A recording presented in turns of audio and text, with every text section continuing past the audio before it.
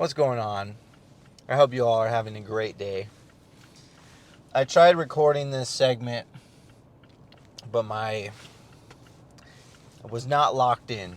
So let's just say my train of thought was not concise. But getting straight to the point, we're doing quads and delts today. We're just doing side delts and rear delts. And then I'm also, so here's how this is going down. So on Monday, I do hamstrings and quads. And then I want to get extra quad volume in because I'm trying to grow them. So today, which is Thursday, I'm doing 6 more sets of quads. And I have 2 sets of hamstrings before quads. And I'm trying to decide if I want to keep the hamstrings in as 2 sets or 2 warm-ups. I don't really think it's going to matter too much because in reality, I'm not really going to accumulate any growth from these sets. I would just kind of be maintaining some weekly volume. Now, I don't know if this holds any, weight in reality, but I feel even if you don't necessarily do enough damage to a muscle in a workout for it to grow. Like, for instance, if I hit chest and I already hit my chest workout, I think if I was to hit chest maybe 3 or 4 days later and just do anywhere from 2 to 4 sets, I definitely feel like I would maintain a fuller muscle. And that's dependent on if my chest isn't completely fried. And that might open up a conversation for, well, then you might not have trained it hard enough. And the reason I say that is just because when you're kind of working out your training split, you might not necessarily have the ability to hit every muscle 2 times per week optimally, right? Like, I don't think you're ever going to be able to construct a fully optimal training plan where you're hitting every muscle the designated amount of times that you need to per week. So that's why I think if you can incorporate some maybe fluff volume, it might help you out. And I've done that from time to time and seen pretty good results from it. So I'd be inclined to believe that it does something rather than nothing. But anyway, back to the topic at hand. So I'm trying to grow my quads. I want them to get used to being hit more throughout the week. And I don't just want to stimulate them a little bit. I don't want them to just, kind of maintain a fullness. I actually want them to grow. So that's why I'm implementing 2 quad days per week. And I'm just hitting the rest of my muscles enough to maintain them and hopefully get a little bit of growth out of them. But they're not going to grow as much as my quads.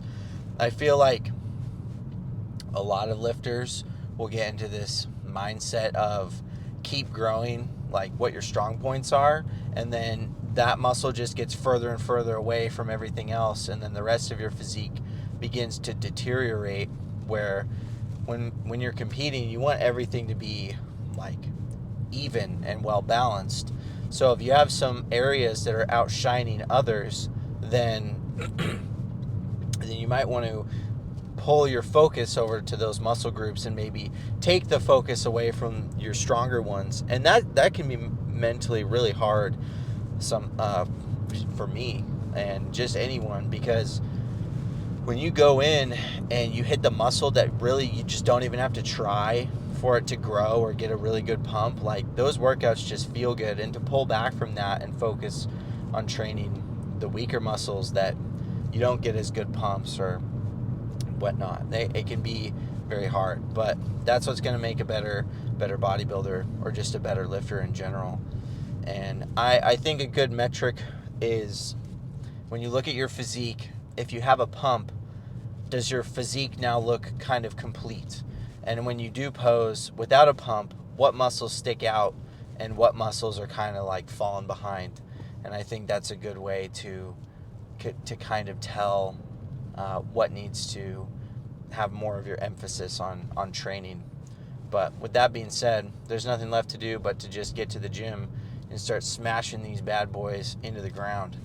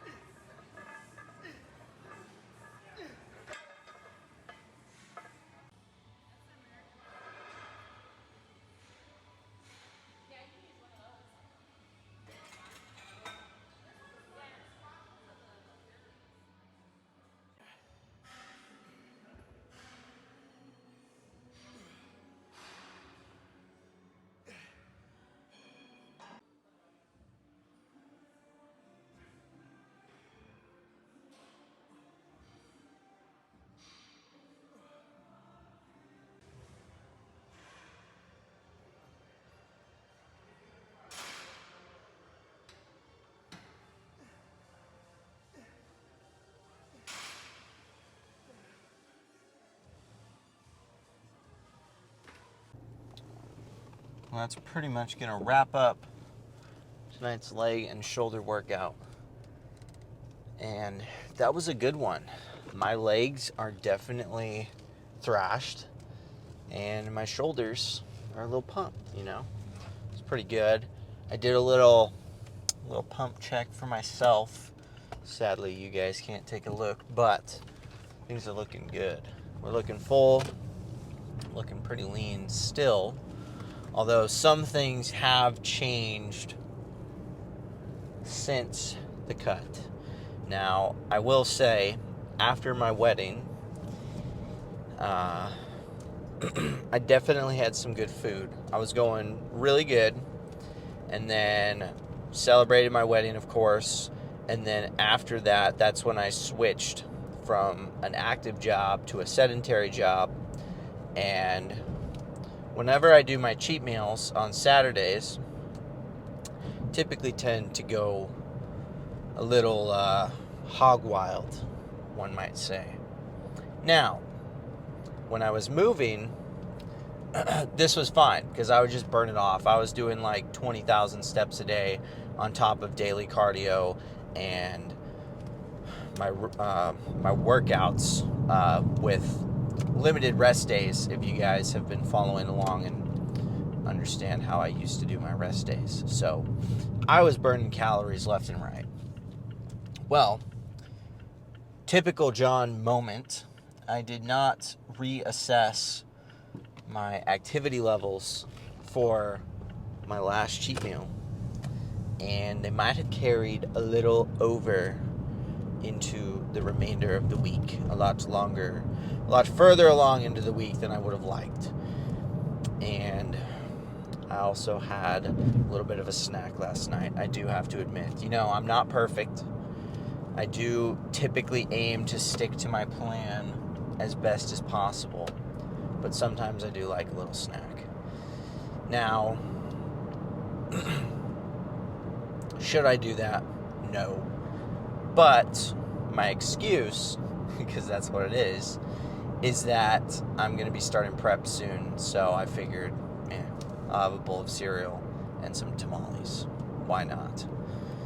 You only live once, and I'll burn it off before I start prep. So, there's that.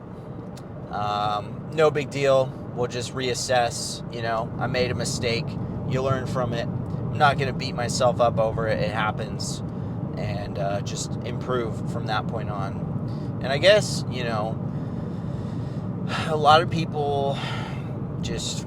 I need to refrain from talking like that. So, in the past, I used to beat myself up every time I would make mistakes. And yes, we don't want to make mistakes, but mistakes are something that we can learn from. So instead of beating yourself up over it, you know, you're not going to be able to assess what really happened. Maybe you should look at the reason why it happened instead of just beating yourself up that it did happen, and then try to find a solution to fix the problem moving forward. So for me, you know, it's not necessarily that I was just overeating for no reason, but I failed to assess my situation, and it didn't click that I can't have as big of cheat meals if I'm not as active during my week, aside from my workouts, just because my job, I'm sitting down all day now. So just going into the next week, this coming Saturday, if I have a cheat meal, I'm just not going to go crazy. I'm not crazy relative into like what I was doing before. Because what I was doing before I wouldn't have considered it crazy. It was just, you know, if the goal is to maintain weight or get kind of like, I think it's definitely good to have some mental relief as well in your training program. Because when you're beating yourself up physically all the time, you tend to run yourself down mentally as well.